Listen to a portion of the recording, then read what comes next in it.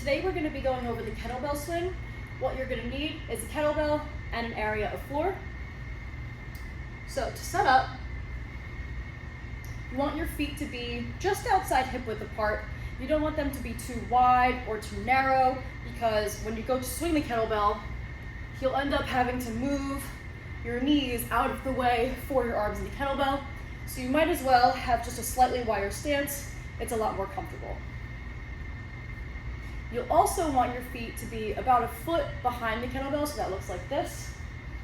Here, I'm a foot behind the kettlebell. And you want to do that because when the kettlebell gets heavy, and you go to do it with the kettlebell between your knees like this, when you go to pick it up and start swinging, you're actually going to end up doing a bunch of weird kipping motions before you can gain enough momentum to actually do a full kettlebell swing. So that's why we start with the kettlebell about a foot in front of us. So now, when I bend down to go pick it up for a swing, I can just pull it back and drive all the way through. And my first repetition is a good one. Now, the swing. You want to make sure that you're hinging from your hips for this movement. A lot of people will squat the swing, which can actually be a little bit dangerous for your lower back. So that looks like this.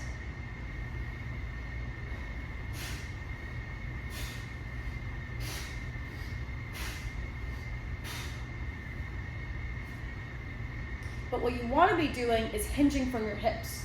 So what you can think about is screwing your feet into the ground to create tension in your legs, unlocking your knees, and now sitting your butt back, and then all the way up again. This is a hip hinge.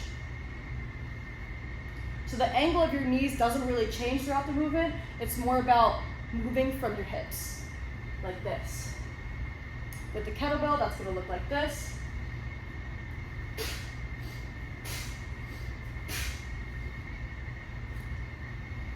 Another thing you want to make sure of is that you're not arching your lower back or shrugging your shoulders. You want to make sure you're maintaining a neutral spine and an engaged core. So what that looks like is, you take your hands, put them on your chest, and that's going to set your scapula to make sure you're not hunching. And then you can think about stacking your ribs above your hips. So if you're standing like this right now, think about stacking them like this, and now they're in one line. And then to engage your core, you can imagine that someone's about to punch you in the stomach.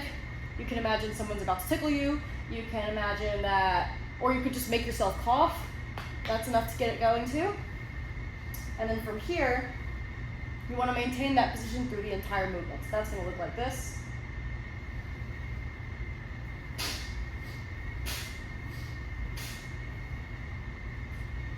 And that's going to help to keep your lower back safe as well. Another common mistake is people focusing on how high they can swing the kettlebell. It doesn't really matter how high your arms go. What matters is that you're punching your hips as hard and fast as you can. All of the power is coming from your hips. So it doesn't matter how high your arms are going to go, just let them relax and go with the momentum of the swing. Your arms are going to go higher the harder you punch your hips through. So if we're here, you don't want it to look like this, where you're just moving your hips a little bit and kind of raising the kettlebell with your shoulders.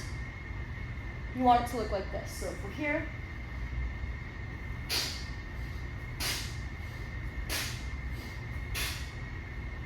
notice how all of my power was coming through my hips. And then last thing, you're breathing. You want to make sure that you're breathing in as the kettlebell comes back and exhaling as the kettlebell goes out. So that's going to look like this.